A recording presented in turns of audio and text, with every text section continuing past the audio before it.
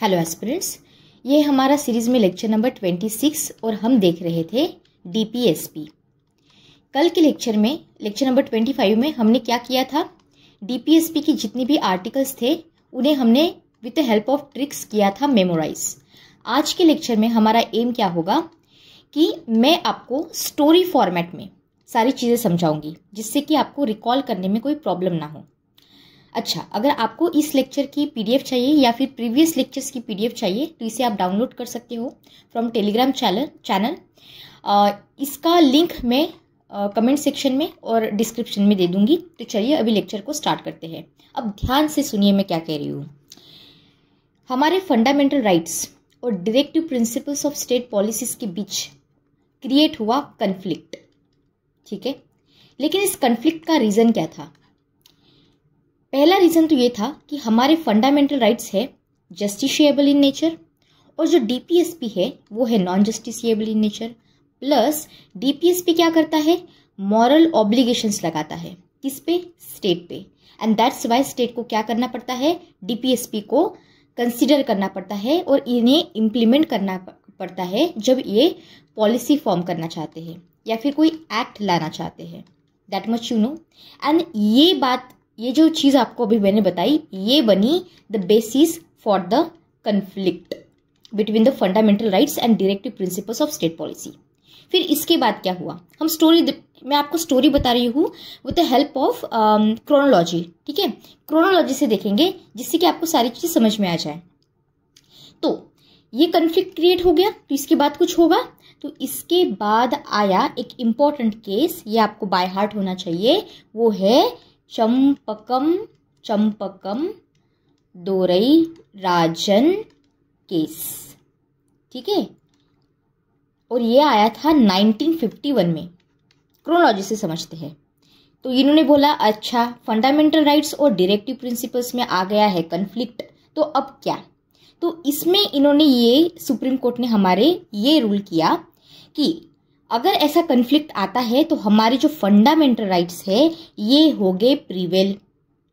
इसके साथ साथ कोर्ट ने इस केस में ये बोला कि आपके जो डायरेक्टिव प्रिंसिपल्स है ये है to confirm plus run as a subsidiary किसकी, टू द फंडामेंटल राइट्स। पर इसके साथ इसका मतलब ये कि इसके साथ साथ जो फंडामेंटल राइट्स है इसे पार्लियामेंट अमेंड कर सकती है।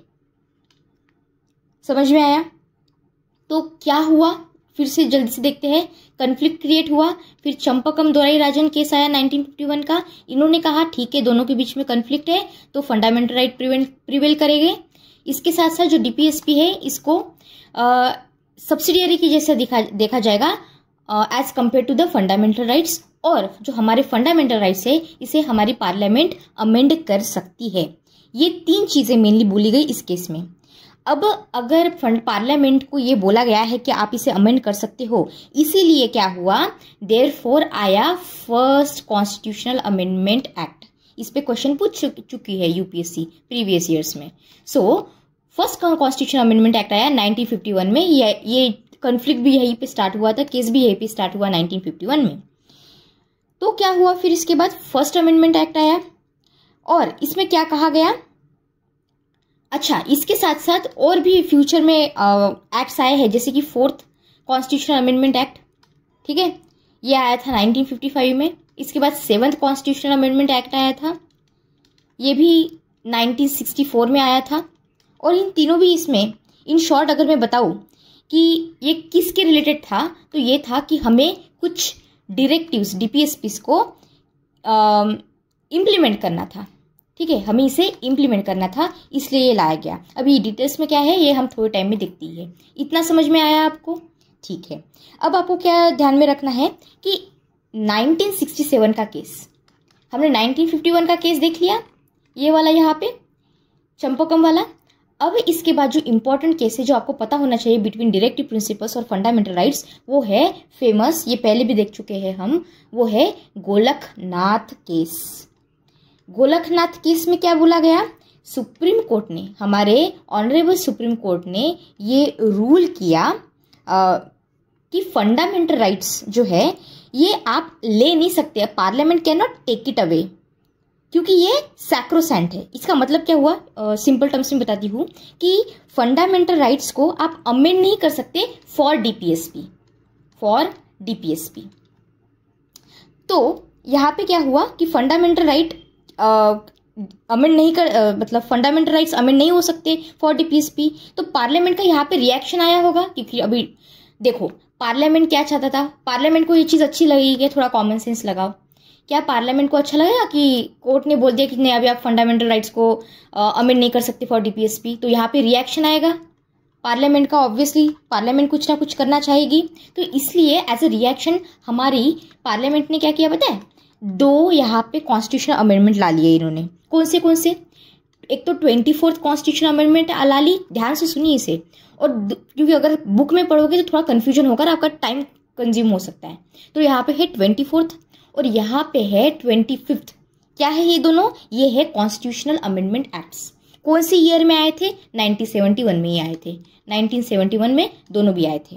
तो क्या क्या कहा गया इसमें, एक एक कीवर्ड को बस ध्यान में रखो। 24th में ये बोला गया कि पार्लियामेंट जो है कैन टेक अवे, ले सकता है क्या, fundamental rights, they can take it away, they can abridge the fundamental rights. और जो हमारा 25th कॉन्स्टिट्यूशनल अमेंडमेंट एक्ट है 1971 का, इसमें क्या कहा गया कि इन्होंने इंट्रोड्यूस किया आर्टिकल 31C, जो हमने बहुत डिटेल में अच्छे से देखा था। आपको याद है ना, 2 provisions, there were 2 provisions which were given. दोनों प्रोविजंस को एक बार शॉर्ट में रिवाइज कर लेते हैं, ठीक है, देखते हैं आपको कितना याद है। आर्टिकल नंबर 31C में क्या किया गया, 2 प्रोविजंस दिए गए। कौन से 2 प्रोविजंस दिए गए? सबसे पहला वाला प्रोविजन देखते हैं जो कल हमने देखा था। वो क्या था कि नो लॉ, कोई भी लॉ ऐसा नहीं होगा अगर वो सीक करता है कि वो चाहता है सोशलिस्ट डीपीएसपी जो है इसे इम्प्लीमेंट करना। स्पेशली कौन से 39B और 39C, ये वाले आर्टिकल ये वॉइड हो जाएंगे अगर आप ये बोल रहे हो it is on the basis of the contravention of fundamental rights. और कौन से पर्टिकुलरली आर्टिकल 14 और आर्टिकल नंबर 19। मतलब क्या हुआ, और हाँ यहाँ पे राइट टू प्रॉपर्टी भी था, आर्टिकल नंबर 31। तो फर्स्ट प्रोविजन में ये बोला गया कि अगर कोई लॉ ऐसा आ रहा है जो सोशलिस्ट डीपीएसपी को स्पेशली 39B और C को इम्प्लीमेंट करना चाहता है, तो आप रोते रोते सुप्रीम कोर्ट के पास नहीं जाना ये बोल के कि सर देखो ये डीपीएसपी को इम्प्लीमेंट करने के लिए हमारा जो फंडामेंटल राइट है आर्टिकल 14 और आर्टिकल 19 स्पेशली आर्टिकल 31 इसको वायलेट कर रहा है, तो इसकी बेसिस पे ये हर्ट नहीं होगा, ये लॉ, ये हमारे जो बॉक्स है इसमें सेफ है। याद है ना आपको।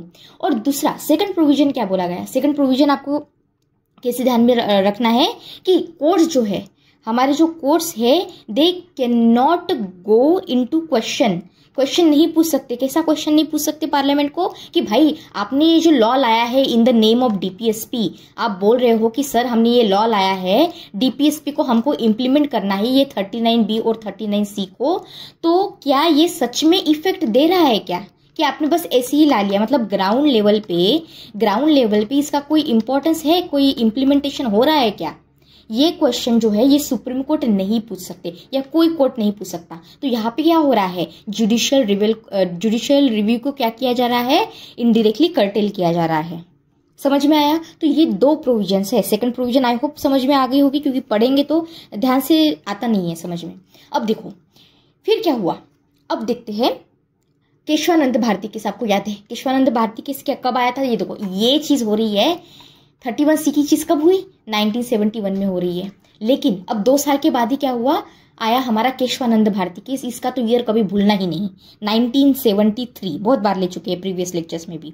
तो इसमें इसके जो हम अभी प्रॉब्लम देख रहे हैं, कन्फ्लिक्ट देख रहे हैं, इसके रिलेटेड 2 चीजें बताती हूँ। कौन सी बोली गई, पहली बात तो ये बोला गया कि भाई आपका जो जुडिशियल रिव्यू है और इसके साथ साथ जो फंडामेंटल राइट्स है ये तो पार्ट है बेसिक स्ट्रक्चर का। Judicial review plus fundamental rights दोनों भी पार्ट है बेसिक स्ट्रक्चर का। तो जो जुडिशियल रिव्यू है इसको आप कर्टेल नहीं कर सकते, जुडिशियल रिव्यू तो होगा, ठीक है। इसके बाद क्या हुआ, इसके बाद आया हमारा 42nd कॉन्स्टिट्यूशनल अमेंडमेंट एक्ट 1976। याद बोला था 4 + 2 = 6 करो, याद रह जाएगा। 3 साल के बाद ही। और इसमें क्या बोला गया फिर 42nd कॉन्स्टिट्यूशनल अमेंडमेंट एक्ट में बहुत सारी चीजें हुई। हम कौन सी चीजें देखेंगे जो इस टॉपिक के रिलेटेड है। पहली बात क्या बोला गया कि एक्सपांड करो स्कोप 31C को। इसका मतलब क्या हुआ कि सिर्फ 39B प्लस 39C यही इंक्लूड नहीं होंगे, लेकिन इसके साथ साथ ये सारे DPSP जो है इसे कवर करेगा, नॉट जस्ट 39B और 39C। मतलब सोशलिस्ट DPSPs सारे के सारे आ गए इसमें। फिर यहाँ पे अब क्या हो रहा है, थोड़ा सा लॉजिक लगाओ। आपको नहीं लगता DPSP जो है, DPSP ये ज़्यादा इंपॉर्टेंट बन गए हैं फंडामेंटल राइट्स से? ऑब्जर्वेशन, ये ध्यान में रखो, इसको, इस ऑब्जर्वेशन को होल्ड करो। तो यहाँ पे क्या हो रहा है, DPSP is greater than fundamental right, समझने के लिए। फिर इसके बाद क्या हुआ, यहाँ पे आता है बहुत बड़ा बट क्या, हमारा न्यू केस आया है, वो है मिनर्वा मिल्स केस। ये भी हम पहले ले चुके हैं। कब आया था याद कीजिए, 1980 में। देखो अगर ईयर के साथ साथ याद रखोगे ना कि 2 साल के बाद क्या हुआ, 3 साल के बाद क्या हुआ, फिर 4 साल के बाद क्या हुआ, तो ईयर्स याद रहेंगे। तो क्रोनोलॉजी समझना जरूरी है, यानी कि घुमा फिरा के अगर क्वेश्चन पूछता है तो you will be able to answer. तो क्या हुआ फिर मिनर्वा मिल्स केस में, सुप्रीम कोर्ट ने ये कहा कि देखो हम ये जो आपने फालतू की बातें अभी तक बोली है इसको मैं स्ट्रक डाउन करता हूँ, ये मुझे बिल्कुल पसंद नहीं है। क्या बोल रहे हैं आप लोग, क्योंकि आपको समझ नहीं आ रहा कि आप डिस्ट्रॉय कर रहे हो बैलेंस बिटवीन फंडामेंटल राइट्स और directive principles of state policies. यहाँ पे देखा ना आपने कि डायरेक्टिव प्रिंसिपल्स को ज्यादा इंपॉर्टेंस दिया जा रहा है, फिर फंडामेंटल राइट्स का क्या होगा, यहाँ पे तो आप फिर बैलेंस डिस्ट्रॉय कर रहे हो फंडामेंटल राइट्स और डायरेक्टिव प्रिंसिपल्स को। ये तो नहीं चलेगा। ये कब कहा गया, किसमें कहा गया, ये कहा गया मिनर्वा मिल्स केस। तो अगर मेंस में कहीं पे आपको कोट करना है तो आप क्या बोलोगे कि balance between fundamental rights and directive principles of state policy is something that we should give the importance to. और ये खुद आप नहीं बोल रहे हो, ये खुद सुप्रीम कोर्ट ने बोला है इन मिनर्वा मिल्स केस 1980। समझ में आया। तो अब अगर मैं आपको पूछूं कि प्रेजेंट, आज के प्रेजेंट टाइम में क्या हालात है, अभी क्या हो रहा है, तो आप क्या बोलोगे कि देखो आर्टिकल नंबर 31C में सिर्फ और सिर्फ 39B और जो C का आर्टिकल है, ये डायरेक्टिव प्रिंसिपल्स को अगर आप इम्प्लीमेंट करना चाहते हो और इसके लिए अगर आप फंडामेंटल राइट्स को अमेंड भी करना चाहते हो तो ठीक है, ये अलाउड है, ठीक है। DPSP प्रोवाइडेड कि फंडामेंटल राइट्स जो है ये बेसिक स्ट्रक्चर का पार्ट है, तो आप बेसिक स्ट्रक्चर को डिस्ट्रॉय ना करें, ठीक है। पार्लियामेंट अगर ये नहीं करती है तो ठीक है, इट्स वेल एंड गुड। इसके साथ साथ और क्या बोला गया, कोर्ट ने ये बोला कि भाई आप जुडिशियल रिव्यू को कर्टेल नहीं कर सकते। हम जुडिशियल रिव्यू तो देंगे, तो देखेंगे कि एक्चुअली जो लॉ है ये फॉल करता भी है कि नहीं अंडर आर्टिकल नंबर 39B और आर्टिकल नंबर 39C जो कि है DPSPs, कि आपने बस ऐसे ही अपने मन से ला लिया है इसको। समझ में आया। तो ये चीज़ होगी यहाँ पे। अब हम क्या करते हैं, हम शॉर्ट में देखते हैं कि फंडामेंटल राइट्स और directive principles of state policies में क्या डिफरेंस है। ओके, तो देखो यहाँ पे देखिए, अब मैंने जो आपको सारी खिचड़ी समझाई है यहाँ पे with the help of chronology, ये सारी मैंने डायग्राम्स के फॉर्मेट में दे दी है। अब यहाँ पे देखो फंडामेंटल राइट्स और directive principles of state policies में क्या क्या अंतर है। बहुत ही सिंपल डिफरेंस है, you should know this. Short में देख लेते हैं। DPSP क्या है, अगर कोई पूछे, अगर लेट्स से MCQs में भी in the let's say sentences में MCQs के फॉर्मेट में आपको पूछ ले तो गलत नहीं होना चाहिए। पहला तो ये कि फंडामेंटल राइट्स है नेगेटिव और जो DPSPs है वो है पॉजिटिव, ठीक है। अब इसको कैसे याद रखोगे, ये क्यों है, ऐसा क्यों है, फंडामेंटल राइट्स नेगेटिव क्यों बोला जा रहा है, क्योंकि ये प्रोहिबिट करते हैं। किसको प्रोहिबिट करते हैं, स्टेट को फ्रॉम डूइंग सर्टन थिंग्स, ठीक है। और यहाँ पे क्या होता है, यहाँ पे अपोजिट चीजें हो रही है। ये it is DPSP requires state to do certain things, ठीक है। दूसरी बात ये तो आपको पता ही है कि जो फंडामेंटल राइट्स है they are justiciable in nature, और जो हमारे DPSPs है they are non justiciable in nature.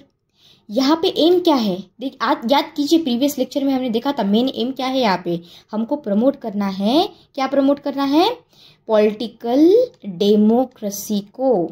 और यहाँ पे हम किसको प्रमोट कर रहे हैं, यहाँ पे प्रमोट कर रहे हैं सोशल प्लस इकोनॉमिक डेमोक्रेसी को। यहाँ पे क्या किया जा रहा है, प्रमोट किया जा रहा है, ये मेन डिफरेंस है। इसके बाद और कौन सा डिफरेंस आता है, फंडामेंटल राइट में हम क्या करते हैं, इनको है लीगल सैंक्शंस।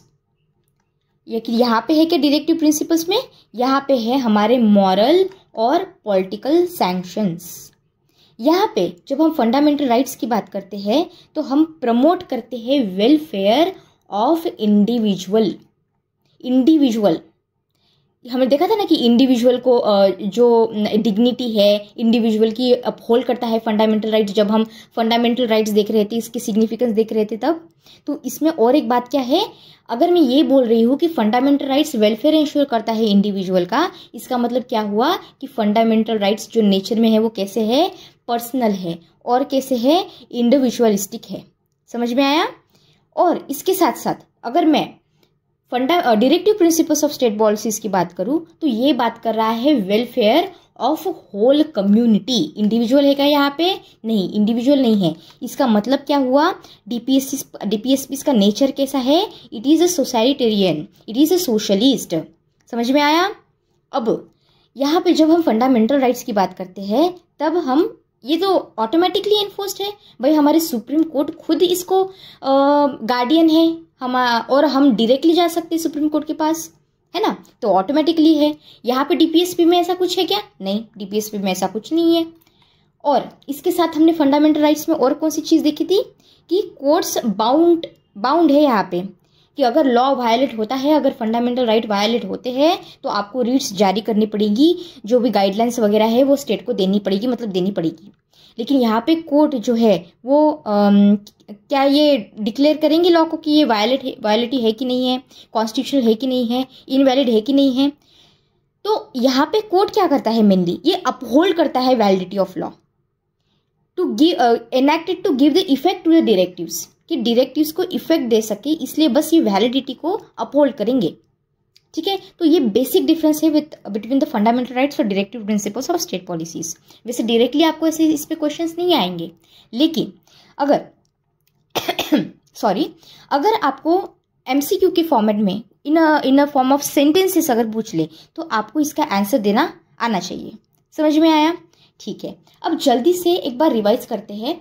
मैं आपको एक चीज़ यहाँ पे समझाना चाहती हूँ।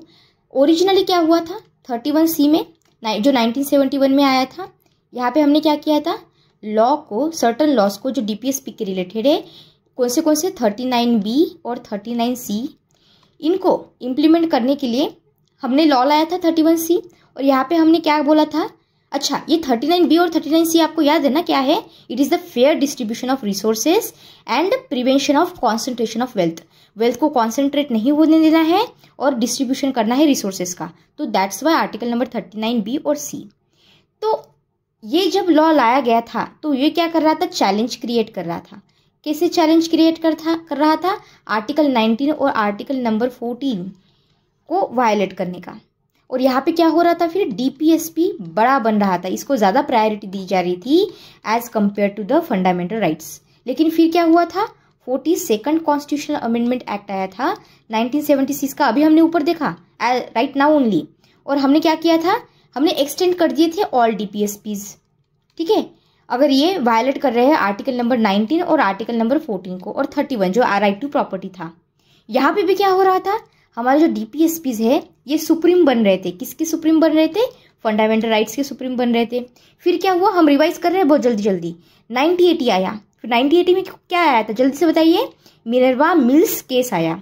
इसमें क्या हुआ, इन्होंने जो एक्सटेंशन ये ऊपर चीजें बताई थी इसको कर दिया स्ट्रक डाउन, सुप्रीम कोर्ट ने इसको कर दिया स्ट्रक डाउन। और यहाँ पे क्या बोला कि भाई आप जो ये डीपीएसपी है इसको बड़ा कर रहे हो फंडामेंटल राइट से, इससे क्या हो रहा है, इससे आप ब्रेक कर रहे हो, डिस्ट्रॉय कर रहे हो बैलेंस। कौन सा balance between the fundamental rights and directive principles of state policies.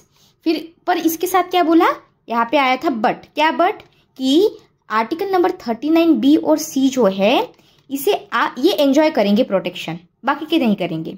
और इसके साथ साथ जो राइट टू प्रॉपर्टी है, ये मैं आपको मतलब बहुत बार बता चुकी थी, अब तो ये मतलब पूरा आपको याद हो जाना चाहिए, बाय हार्ट हो जाना चाहिए। 44th कॉन्स्टिट्यूशनल अमेंडमेंट में जो 1978 में आया था, इससे क्या किया था, हमने इसको लीगल राइट बना दिया था। याद है ना आपको, रिवाइज कर रहे हैं हम, लिंक कर रहे हैं चीज़ों को, डिफरेंट जगह से लाके हम क्या कर रहे हैं, लिंक कर रहे हैं। इसके बाद फिर मिनर्वा मिल्स केस आपको याद है ना। इसमें और एक बात बताई गई थी, ये आपको आप मेंस में लिखने के लिए आपको हेल्प हो सकता है। ऐसे बोलना जब आपको फंडामेंटल राइट्स और डायरेक्टिव प्रिंसिपल्स का इंपॉर्टेंस बताना है कि देखो फंडामेंटल राइट्स और directive principles are the two wheels of a same chariot. एक ही गाड़ी के दो पहिए हैं, कोई बड़ा नहीं कोई छोटा नहीं, दोनों भी इंपॉर्टेंट है। और पर अगर कॉन्फ्लिक्ट आता है फंडामेंटल राइट्स और डीपीएसपी में तो हम इंपॉर्टेंस देंगे फंडामेंटल राइट को when it comes to reality. Practice में तो फंडामेंटल राइट्स को इंपॉर्टेंस दिया जाएगा, लेकिन इसका मतलब ये नहीं है कि हम फंडामेंटल राइट्स को अमेंड नहीं कर सकते टू इम्प्लीमेंट द डीपीएसपी। तो मेरा क्वेश्चन ये है, अगर आपको कोई पूछे बताइए मुझे कि क्या फंडामेंटल राइट्स को अमेंड किया जा सकता है टू इम्प्लीमेंट डीपीएसपी, तो आंसर है यस, हाँ बिल्कुल कर सकते हैं हम।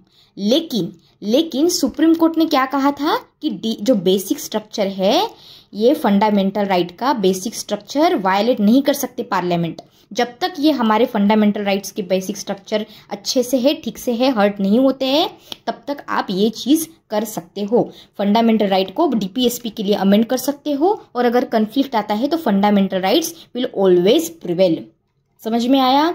तो हम you can not take away. अच्छा, और इसके साथ साथ क्या बोला था कि जूरिसडिक्शन, जो जुडिशियल रिव्यू है वो आप in the name of DPSP parliament आप हमसे छीन नहीं सकते, जुडिशियल रिव्यू तो रहेगा। तो अगर क्वेश्चन यहाँ पे आता है एमसीक्यू के फॉर्मेट में तो गलती नहीं करना अभी, क्योंकि यूपीएससी इस पे क्वेश्चन पूछता है एवरी ईयर। ओके, अब देखते हैं आगे कि डीपीएसपी जो है इसके इसी इम्प्लीमेंट, अच्छा ये जो सारी चीज़ें हैं ये मैंने डायग्राम के फॉर्मेट में आपको बता दी है। अब हम क्या करेंगे, हम स्टेप्स देखेंगे कि हमने स्टेप कौन से लिए हैं to implement the directive principles. ये शॉर्ट में देखते हैं हम लोग, क्योंकि अगर मेंस में क्वेश्चन आ जाए लिखने के लिए तो आपको पता होना चाहिए। सबसे पहले क्या है हमारा प्लानिंग कमीशन। अच्छा जल्दी से बताइए, प्लानिंग कमीशन कब आया था, कौन सी ईयर में आया था? 1950 में। ये प्लानिंग का पी और 5, ठीक है, 5 का पी ऐसे याद रख लो, मैं तो ऐसे ही याद रखती हूँ वैसे। प्लानिंग कमीशन से मैं 5 का ये P5 और ये कमीशन का O0 ऐसे 50 करके 90-50 करके प्लानिंग कमीशन का ईयर मैंने याद किया है। So you can also remember it that way. तो ये क्यों एस्टेब्लिश किया गया था प्लानिंग कमीशन को? एस्टेब्लिशमेंट की गई थी इस बॉडी की क्योंकि हमको नेशनल डेवलपमेंट करना था। फिर इसके बाद क्या हुआ, 2015 में आपको याद होगा कि इसको रिप्लेस किया गया। किससे रिप्लेस किया गया था? हमने इसे नीति आयोग से यहाँ पे रिप्लेस किया गया था, ठीक है। तो it is for the development. अगर तो ये क्या है, ये प्लानिंग कमीशन नीति आयोग वगैरह क्या है? इट इज़ अ मैनिफेस्टेशन, ये इम्प्लीमेंटेशन है डायरेक्टिव प्रिंसिपल्स का। हमने ये लाया, ये लाके हमने क्या किया, हमने इम्प्लीमेंट किया डीपीएसपी को। हम क्या देख रहे हैं, हम एग्जाम्पल्स देख रहे हैं डीपीएसपी के कि किस तरह से हमने इम्प्लीमेंट किया है। दूसरी चीज़ जो ओल्ड टाइम में हुई थी वो क्या है, हमने लैंड रिफॉर्म्स लाए थे जब हमें इंडिपेंडेंस मिला था। टेनेंसी रिफॉर्म्स हम लाए थे, सीलिंग्स लैंड की हमने फिक्स की थी, कोऑपरेटिव फार्मिंग को हमने क्या किया था, प्रमोट करने की कोशिश की है। इसके बाद हमने जो सरप्लस होता है इसे रिडिस्ट्रीब्यूट करना है among those people who don't have it. तो ये सारी चीज़ें किस में आई, डीपीएसपी में। ये एक एग्जाम्पल हो गया। तीसरा एग्जाम्पल कौन सा हो गया, लेबर लॉज लाए हमने, जैसे कि कौन सा, फॉर एग्जाम्पल एक था मिनिमम वेज एक्ट, अगर आपको याद हो 1948 में, इंडिपेंडेंस के बाद ही 1 साल के अंदर ही हमने ये लाया था। फिर child prohibition and mines act है। तो ऐसे 2-3 एक्ट, बस आपको 2 से 3 एक्ट ही याद करने हैं जिससे कि आप इसे मेंशन कर सके। ज़्यादा सारी की सारी चीज़ें याद करने की जरूरत नहीं है, जो इंपॉर्टेंट है बस वही याद रखिए। इसके बाद क्या है, हमने वुमेन के राइट के लिए बहुत सारे लॉज लाए, है ना, to protect the women workers also. तो कैसे, फॉर एग्जाम्पल जैसे हमने विमेन के लिए क्या लाया था, मैटरनिटी बेनिफिट एक्ट लाया था 1961 में।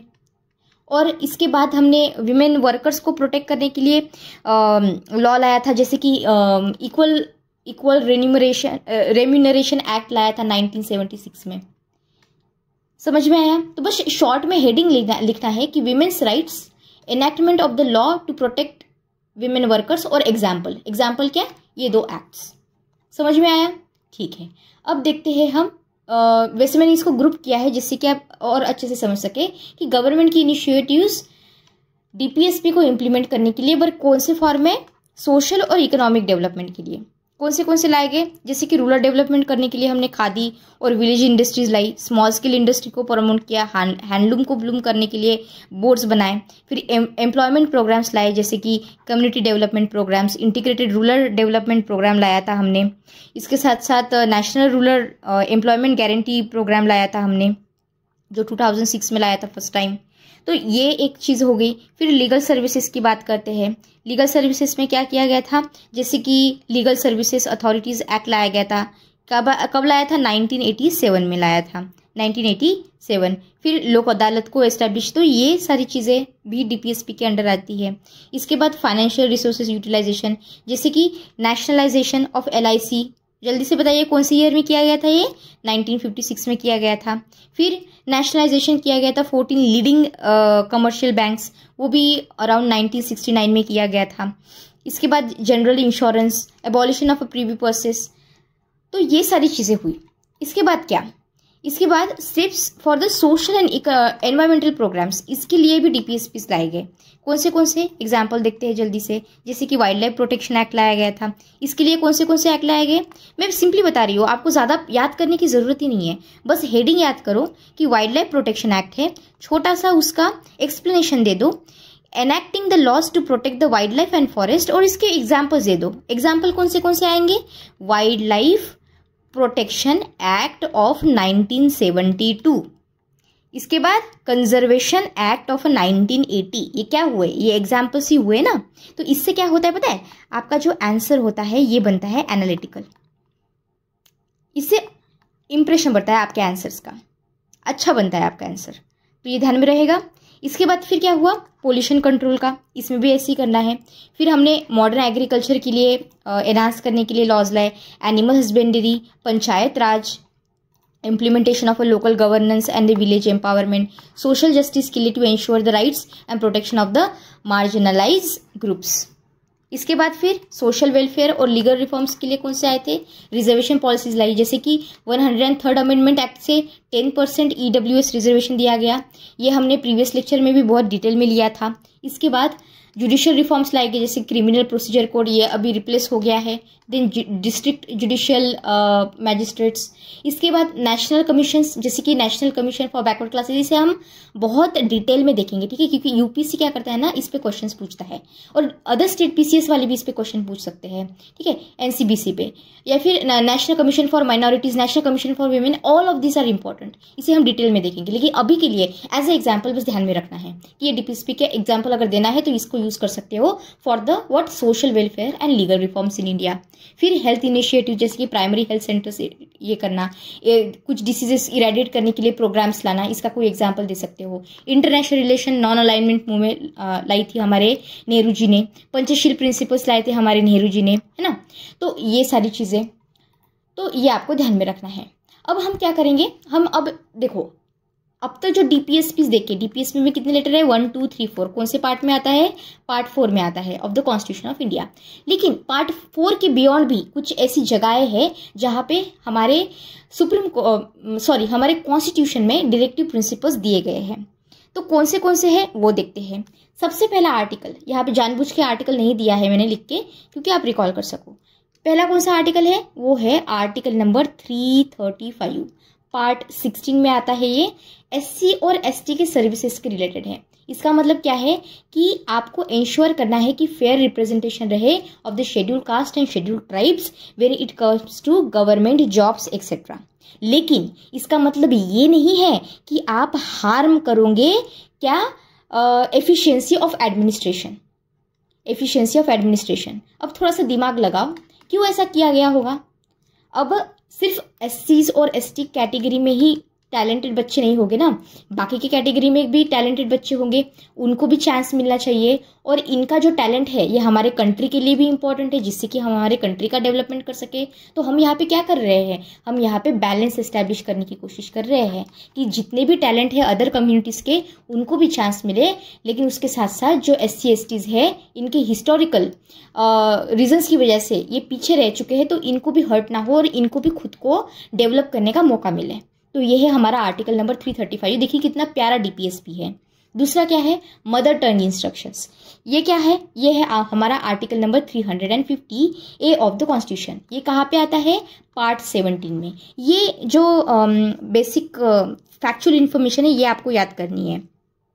यहाँ पे ये किसके रिलेटेड है, ये रिलेटेड है लैंग्वेजेस के। मतलब क्या कि देखो, अगर स्टेट अथॉरिटीज है या फिर लोकल अथॉरिटीज है तो ये अपनी मदर टंग में, मतलब उस पर्टिकुलर स्टेट की जो मदर टंग है उसमें इंस्ट्रक्शंस देंगे प्राइमरी स्टेज के बच्चों को। ठीक है, लिंग्विस्टिक माइनॉरिटीज जो है इनको प्रोटेक्ट किया जाएगा दैट वे। सो ये बात करता है मदर टंग की। ठीक है, और तीसरी बात क्या है, हिंदी लैंग्वेज डेवलपमेंट। ये कौन से आर्टिकल के अंदर आता है, ये आता है article number 351 of the constitution. ये भी पार्ट 17 में ही आता है। यहाँ पे क्या बोला है कि भाई जो हिंदी है ना, हिंदी को, अच्छा ये नेशनल लैंग्वेज, गलती से ये हो गया, नेशनल लैंग्वेज नहीं बोलेंगे हम, it is one of the official language. यहाँ पे हम नेशनल लैंग्वेज नहीं इसको कंसिडर करना चाहते। यहाँ पे हम क्या चाहते हैं कि जो हिंदी है, हमारी जो हिंदी भाषा है, इसे हम प्रमोट करें as a medium of expression. तो ये क्या करें, लिंक लैंग्वेज का काम करें। किसका काम करें, लिंक लैंग्वेज का काम करें। पर इसका मतलब ये नहीं है कि आप इरेज कर दो बाकी की जो लैंग्वेजेस है हमारी कंट्री में, जैसे मराठी हो गई, तेलुगु हो गई, कोई भी होगी लैंग्वेजेस, इसको आप क्या नहीं कर सकते, डिस्ट्रॉय नहीं कर सकते, इसका आप एग्जिस्टेंस इरेज नहीं कर सकते। समझ में आया। और जब हमारे सुप्रीम कोर्ट यहाँ पे काम करता है तब ये सिर्फ एक पर्टिकुलर, अगर ये कॉन्स्टिट्यूशन है तो एक पर्टिकुलर चीज़ को नहीं पढ़ता, ये कॉन्स्टिट्यूशन को एज अ होल देखता है। तो ये अबाउ आर्टिकल्स जो हमने देखे तो इसको भी इक्वली इंपॉर्टेंस देता है हमारा सुप्रीम कोर्ट। क्यों, क्योंकि हम इक्वल रिस्पेक्ट देते हैं every part of the constitution.